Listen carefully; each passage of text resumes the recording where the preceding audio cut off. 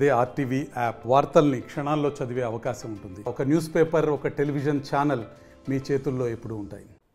ఉమ్మడి మహబూబ్నగర్ జిల్లాలో కూడా ఏదైతే వేసవి కాలంలో కూడా ఇష్టపడే మామిడి పండ్లపైన కూడా రాసాయనిక కెమికల్స్ వాడి దాన్ని మాగపెట్టి కూడా ప్రజలకు హాని కలిగే విధంగా జరుగుతున్న నేపథ్యంలో కూడా ఉమ్మడి మహబూబ్నగర్ జిల్లాలో ఏదైతే కన్జ్యూమర్ రైట్స్ సిబ్బంది కూడా దాడులు నిర్వహించారు. గత 3 రోజుల పాటు కూడా మహబూబ్నగర్ పట్టణంలోని పండ్ల గోదాములపైన కూడా దాడులు నిర్వహించారు.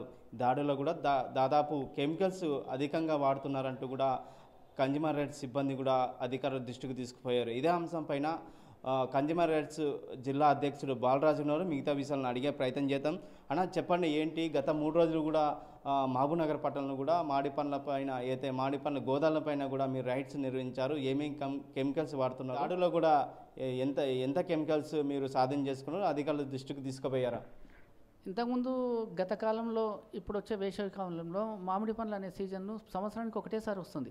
దీనికి ఏ విధంగా ఉందంటే, ఎవరైతే మార్కెట్ వ్యవస్థలు ఉన్న వినియోగదారులను మించి మోసం చేయడానికి వాళ్ళు ఒక మామిడి పండ్ల పైన కెమికల్ ఎంతైతే యూజ్ చేసి దాన్ని మాగబెట్టాలనో దాని మించి అధిక మొదట్లో దాన్ని యూజ్ చేసి దాని ఇష్టానుసారంగా ఒక ప్యాకెట్ దగ్గర 10 ప్యాకెట్లు పెట్టి వాడిని వాడడం వల్ల అవి వారం రోజుల తర్వాత మాగే పండ్లు ఒకటే రోజులో మాగి బజార్లకు మార్కెట్ రీసేల్కి పంపడం వల్ల దాన్ని ఎవరైతే ప్రజలు తింటారో, పిల్లలు తింటారో వాళ్ళకు గ్యాస్ ప్రాబ్లం కానీ ఆరోగ్య పరిస్థితి మాత్రం విపరీతంగా అవుతుంది.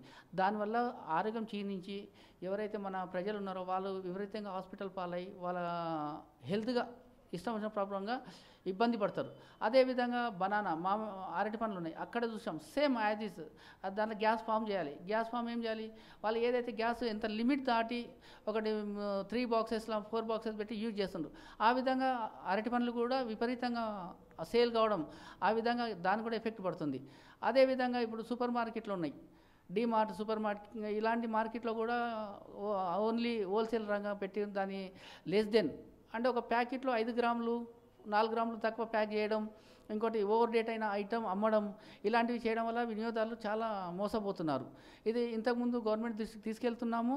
ఇంకా మీదట ప్రతి ఒక్క మార్కెట్లో ఏదైతే వినియోగదారులకు సంబంధించిన వ్యవస్థలు ఉన్నాయి ప్రతి దాని హోటల్స్ కానీ ఎక్కడైనా సరే దాంట్లో రైడ్ చేసి గవర్నమెంట్ దృష్టికి తీసుకువెళ్ళడం జరుగుతుంది. ఎలాంటి వారైనా సరే చట్టం దృష్టికి తీసుకువెళ్తాం, వాళ్ళకు శిక్ష పడేటట్లు మేము ప్రయత్నిస్తాం.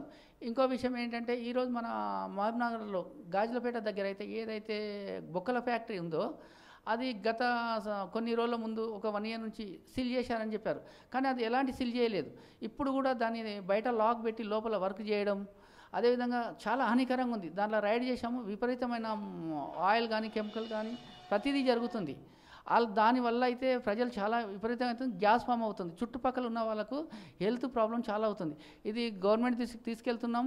ఇంకోటి, ఇలాంటి మోసపూరితమైన పనులు ఎవరు చేసినా సరే వాళ్ళని అయితే వదిలే పరిస్థితి ఉండదు. చట్టం దృష్టికి తీసుకువెళ్ళి వాళ్ళకి శిక్ష పడేంత వరకు మేమైతే మా కన్జ్యూమర్ రైట్స్ గురించి పోరాడతాం. ఎలాంటి వారినైనా సరే మేమైతే ప్రజలకు హాని చేసే వాళ్ళని మాత్రం అసలు వదిలేది ఉండదు. దీనిపైన గవర్నమెంట్ దృష్టికి తీసుకెళ్ళి వాళ్ళు చట్టరీత్యా చర్యలు తీసుకున్నంత వరకు వాళ్ళ ఎమ్మడైతే పడి ప్రయత్నం చేస్తాం. ముఖ్యంగా అంటే మీరు గత 3 రోజులకెళ్ళి కూడా ఈ పండ్ల గోదాముల పైన కూడా రైట్స్ నిర్వహించారు. ఎంతమందిని గుర్తించారు? పోలీసులు కానీ అధికారులు కానీ వారిపైన ఏమైనా చర్యలు తీసుకున్నారా? మేము వెళ్ళి రైడ్ చేసిన తర్వాత అధికారులు ఇంతకుముందు మున్సిపాలిటీ సిబ్బంది కానీ ఫుడ్ ఇన్స్పెక్టర్ కానీ వచ్చి వాళ్ళపైన రైడ్ చేసి దానిపైన వాళ్ళు చర్య తీసుకొని నోటీసులు ఇచ్చారు వాళ్ళకు. ఈ విధంగా ఇదే వాడితే మాత్రం వాళ్ళని సీల్ చేస్తామని చెప్పారు కూడా. మళ్ళీ ఒకసారి వాళ్ళపైన చెకప్ చేసి వాళ్ళపైన రిపోర్ట్ చేసి మున్సిపాలిటీ కమిషనర్ గారికి మరి ఫుడ్ ఇన్స్పెక్టర్ గారికి మేము వాళ్ళ దృష్టికి తీసుకెళ్తాం. ఒకవేళ అప్పటితో కూడా వాళ్ళు ఆగని చొప్పున మన అడ్మినిస్ట్రేషన్ కలెక్టర్ సార్ వారి దగ్గరికి, మన డిఎస్పీ దగ్గరికి కూడా వాళ్ళ దృష్టికి తీసుకెళ్ళి వీళ్ళపైన చర్య తీసుకునేటట్లు మేము ప్రయత్నం చేస్తాం. రైట్. ముఖ్యంగా అంటే గత 2 నెలల కిందట కూడా గాజులపేట దగ్గర ఏదైతే బొక్కల ఫ్యాక్టరీ కూడా పొల్యూషన్గా అధికారులు వచ్చి సీల్ చేశామని చెప్పారు. మీరు లోపల వర్క్ నడుస్తుందండి, ఎంతవరకు నిజం? లోపల వర్క్ నడుస్తుందంటారా? ఇప్పటి వరకు వర్క్ నడుస్తుంది. ఎగ్జాంపుల్ దాన్ని కూడా మేము లైవ్లో చూసి వచ్చాము, చూపిస్తాం, కొన్ని ఆధారాలు చూపిస్తాం.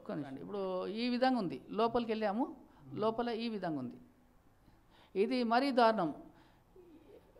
ఎముకలతోన గేట్లు మూసారు, బయట తాళాలు పెట్టారు. ఆ కంపెనీ ఎవరిపైన రిజిస్ట్రేషన్ లేదు. ఈ కంపెనీ పర్మిషన్ కోసం మేము అడిగినాము, ఎవరికి ఇండస్ట్రియల్ ఆఫీసర్ దగ్గర కూడా మాట్లాడాము. సార్ ఇలాంటి కంపెనీలకు అయితే పర్మిషన్ ఇయ్యము, అసలు పర్మిషన్ ఉండదు, వాళ్ళు ఏదో 4 గోడలు పెట్టి చేస్తారు.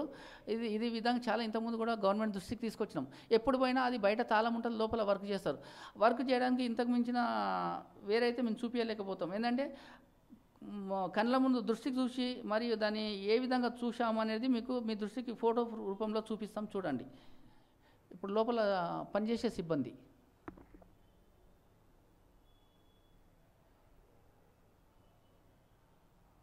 ఇంతకు మించిన ప్రూఫ్స్ అయితే చూపించలేం కదా.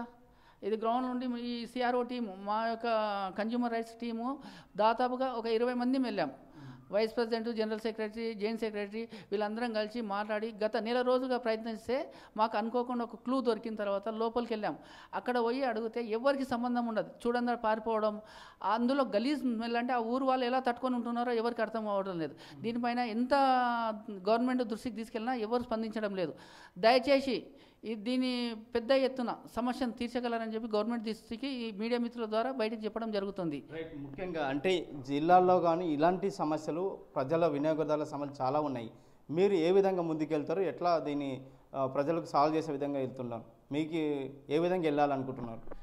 ప్రతి ఒక్క వినియోగదారునికి మోసం జరిగినచో మా యొక్క నెంబర్ ఇస్తాము, ఆ నెంబర్కి ఫోన్ చేసి సమస్య చెప్తే దాన్ని ముందుకు తీసుకెళ్ళి మా యొక్క కన్జ్యూమర్ రైట్స్ ఆర్గనైజేషన్ టీం ఉంది.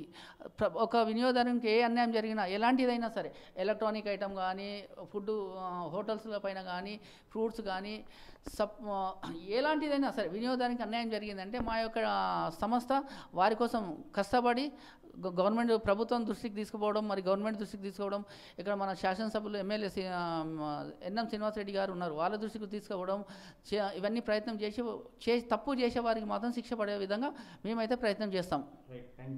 రైట్. మొత్తం మీద కూడా ఉమ్మడి మహబూబ్ నగర్ జిల్లాలు కావచ్చు, మహబూబ్ నగర్ పట్టణానికి సంబంధించి మహబూబ్ నగర్ పట్టణంలోని కూడా అయితే గత 3 రోజులకెళ్ళి కూడా పండ్ల గోదాముల పైన కూడా కన్జ్యూమర్ రైట్స్ సిబ్బంది కూడా తనిఖీలు నిర్వహించారు. ముఖ్యంగా అధికారులు కూడా స్పందించారు. అయితే వాడిన కెమికల్స్ ఎంత వాడాలో కాకుండా అధికంగా కెమికల్స్ వాడుతున్నారు, వాటిపైన కూడా ప్రజలకు తీవ్ర ఇబ్బందులు కూడా అయితే అనారోగ్య పాలవుతారు, హాస్పిటల్ పాలవుతారు అని చెప్పి ఇక్కడ కన్జ్యూమర్ రైట్స్ సిబ్బంది కూడా తనిఖీలు నిర్వహించి అధికారుల దృష్టికి తీసుకెళ్ళడం, అధికారులు కూడా స్పందించి వాటి ఏదైతే గోదాములు వాడుతున్నారో వాటిపైన కూడా నోటీసులు జారీ చేశారని చెప్పి అయితే కన్జ్యూమర్ రైట్స్ జిల్లా అధ్యక్షుడు బాలరాజ్ తెలియజేసిన పరిస్థితి కనిపిస్తుంది. సో రామకొండ, ఆర్టీ, మహబూబ్ నగర్. మరిన్ని వీడియోస్ కోసం ఛానల్ ని సబ్స్క్రైబ్ చేయండి, లేటెస్ట్ అప్డేట్స్ కోసం వాట్సాప్ ఛానల్ ని ఫాలో చేయండి, అండ్ లింక్ డిస్క్రిప్షన్ లో ఉంది.